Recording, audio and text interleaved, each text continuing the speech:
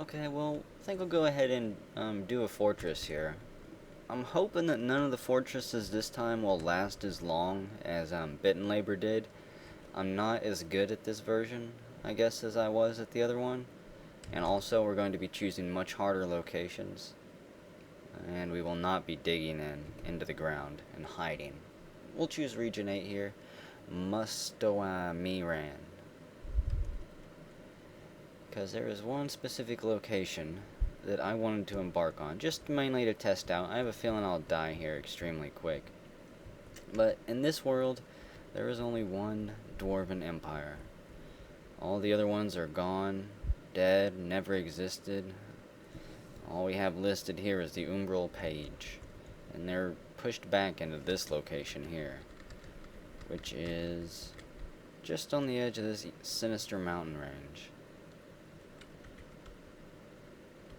I guess we could reclaim this place, build a fortress there, and try to make them rise out of the wasteland.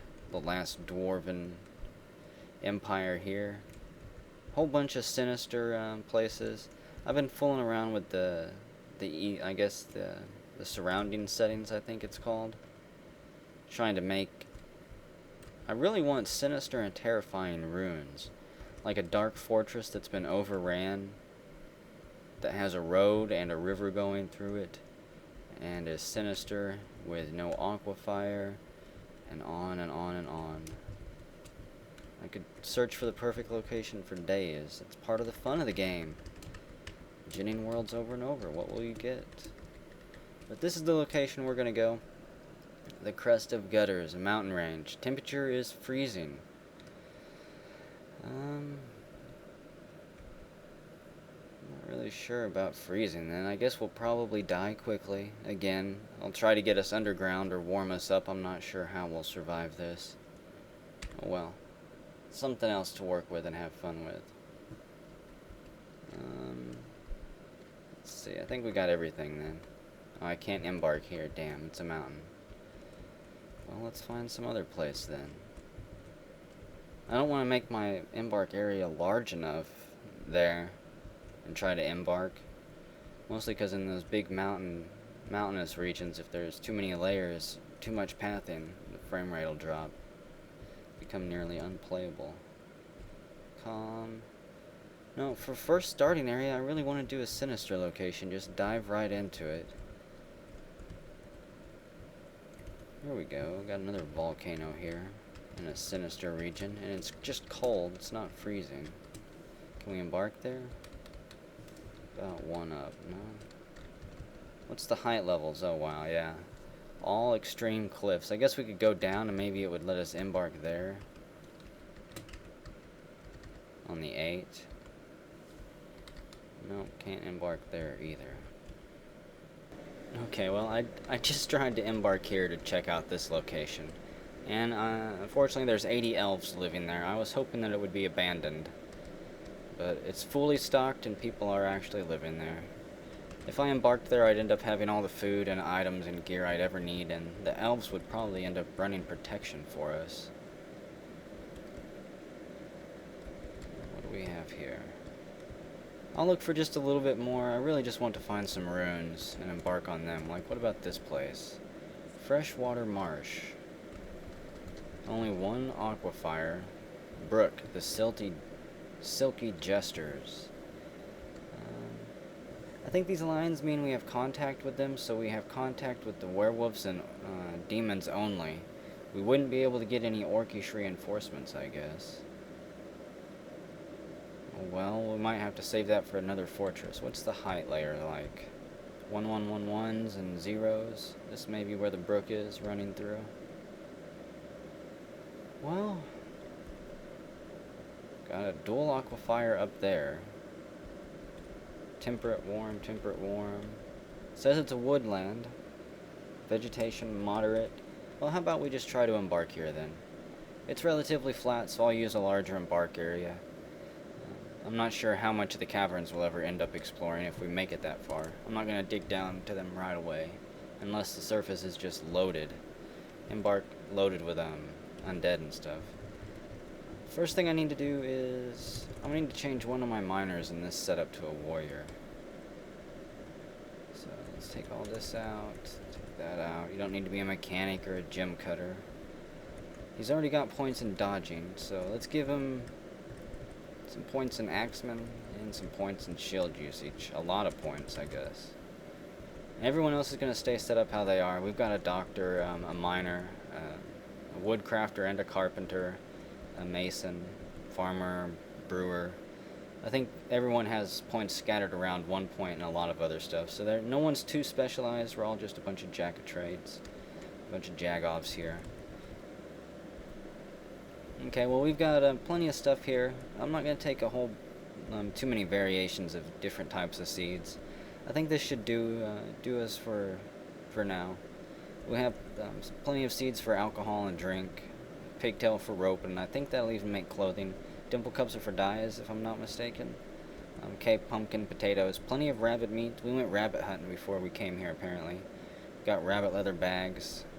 Starting out with 5 daggers, just in case I have to arm everyone at a moment's notice. They'll at least have axes, picks, and daggers running around. And when the new recruits come in, we can at least arm them and have a small militia. If this place is as evil as I think it is, if the undead are as strong as they are, the first migrants we get won't be having any crafts or trade skills. They'll all be drafted right into the militia. But we got plenty of points left, 154. Let us... We could probably get some armor. It'll all be rabbit leather, though. The cheapest stuff, rabbit leather armor. Yeah, we'll get one of those. We'll get some leggings, too. And we need a shield for our warrior, whoever that turns out to be. Where are they? 1 copper buckler. 26 points are left, so... Should we get any more animals here? How about we bring some rabbits and start a rabbit leather industry as well? We captured some rabbits on our journey here with the caravan, and now we're going to try to breed all these different types of animals and survive here. I want to save this setup too. Loaded for bear 2. We'll see what the dwarves in Embark are named. Let's go. Let's see what we end up with here.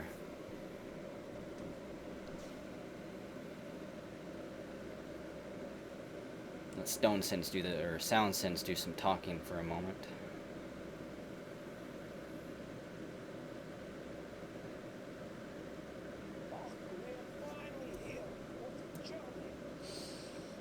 Smell that mountain air. That's the air that's going to kill us, boys. Start digging. Yeehaw!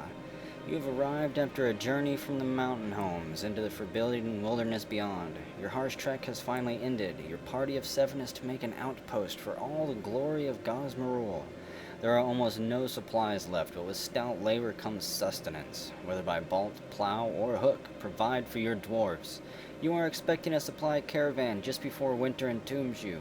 But it is spring now. Enough time to dwell, secure lodgings ere the giant gargoyles get hungry.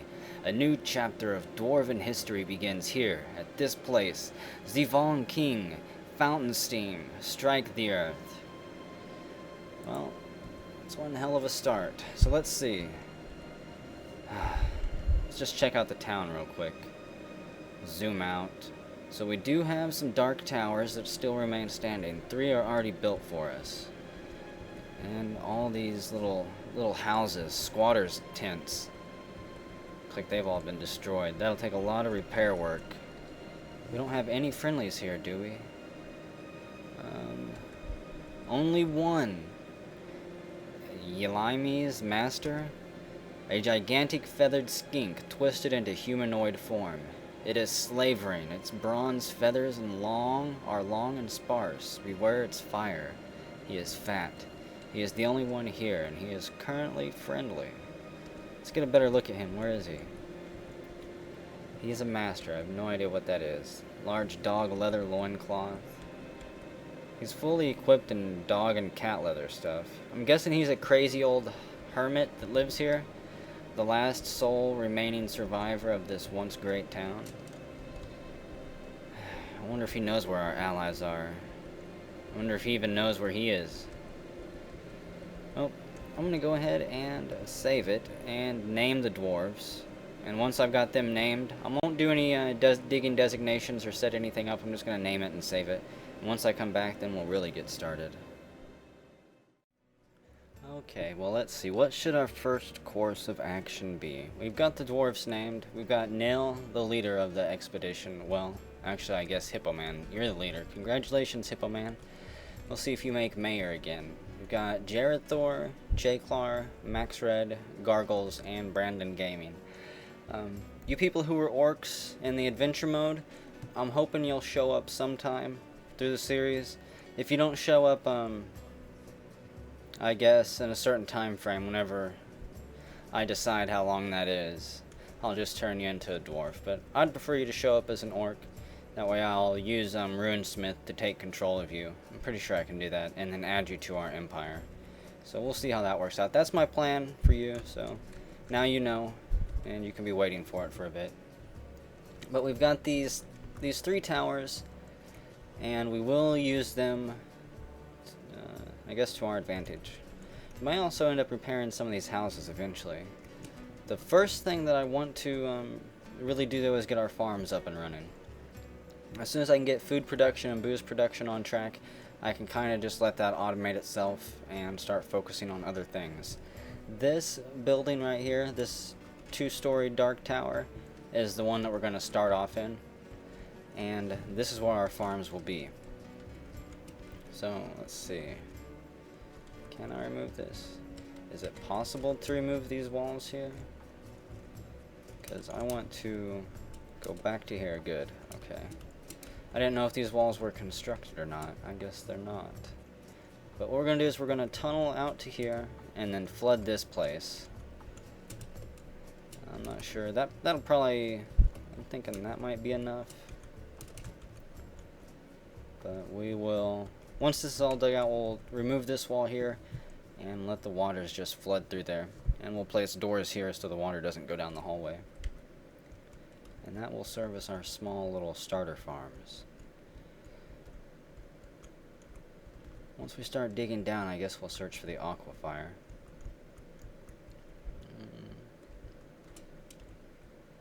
Trying to see here. What is this wall made of? Silt clay? So I guess once they get started on that, we'll have boulders and stuff for the workshops that I want. Want all the trees down around here chopped away. Our wood chopper can get started on that. And our military screen. Brandon Gaming, you are our military leader, I believe. You can have a leather armor. And I'm not going to explain the screen. I suggest going to watch Captain Duck go through his tutorials. He does a much better explanation than I'm willing to do. Where are you? Brandon Gaming. You're just a peasant because you don't have any crafts or trade skills at all. So how do you do this again? Alerts, equipment, individual choice melee. Yep, so that's already set up. And then your schedule is going to be... Take that down to 1 soldier minimum, because for now, that's all I'm going to have, is 1 soldier, until the next migrant wave arrives. Good luck, Brandon Gaming. Give it your all. And let's see, sleep in room at will, sleep in barracks at need. And I'll get a barracks built as soon as I can. Until then, you'll just have to make do. So then we'll copy those orders, and I'm just going to paste them all down through there. I don't know if I should have him train all year long, and then just send kill orders whenever need, or what I should do. If I should just have them patrol, or like I said, I'm not entirely sure on this still. We'll see if our military is ready whenever we need it.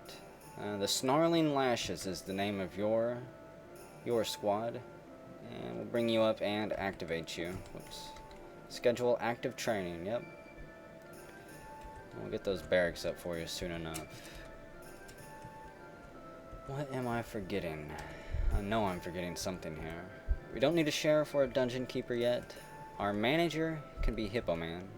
Psychiatrist, Hippo Man again. Chief Medical Dwarf, the Hippo Man.